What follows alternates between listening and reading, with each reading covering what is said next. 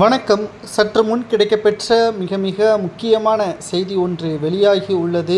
திராவிட முன்னேற்றக் கழகத்தின் மூத்த நிர்வாகியும் மூத்த அமைச்சருமான துரைமுருகன் அவர்களது கதை முடிய போகிறது. அமலாக்கத்துறை அதிகாரிகள் ஒட்டுமொத்தமாக ஆவணங்களை துரைமுருகன் அவர்களுக்கு எதிராக சேகரித்துள்ளார்கள்.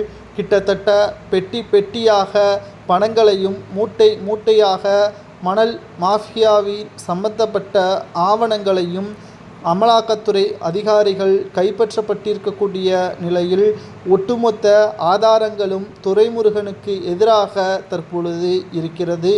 செந்தில் பாலாஜியை போல் துரைமுருகனும் கைது செய்யப்பட்டு புழல் சிறையில் அடைக்கப்பட்ட பிறகு தானாக முன்வந்து அமைச்சர் பதவியை ராஜினாமா செய்வார் என்றும் எதிர்பார்க்கப்படுகிறது.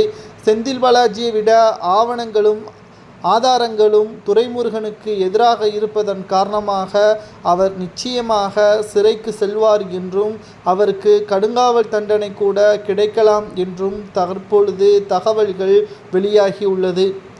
ஏற்கனவே பல முறை எடுத்து கூறியும் துரைமுருகன் அவர்கள் மணல் கொள்ளையை நிப்பாட்டவில்லை.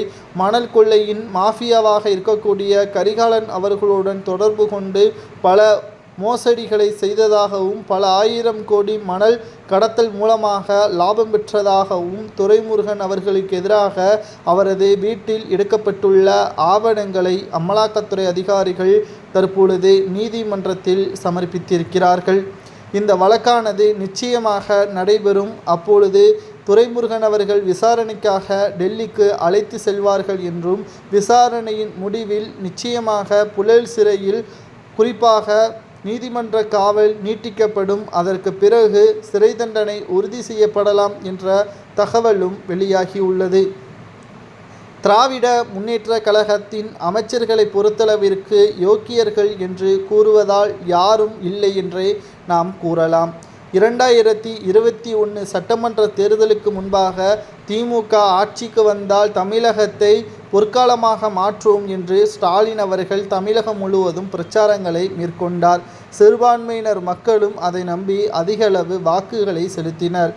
சுமார் 4.5% வாக்கு வித்தியாசத்தில் ஸ்டாலின் அவர்கள் வெற்றியடைந்தார். ஆனால் தற்பொழுது வரை தமிழகம் பொற்காலமாக மாறவில்லை.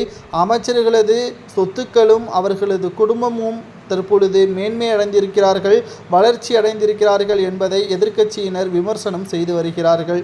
குற்றவாளி என்று உறுதிப்படுத்தப்பட்டால் துரைமுருகன் அவர்களுக்கு எத்தனை ஆண்டுகள் சிறை தண்டனை வழங்கலாம் என்பதை கமெண்ட் வாயிலாக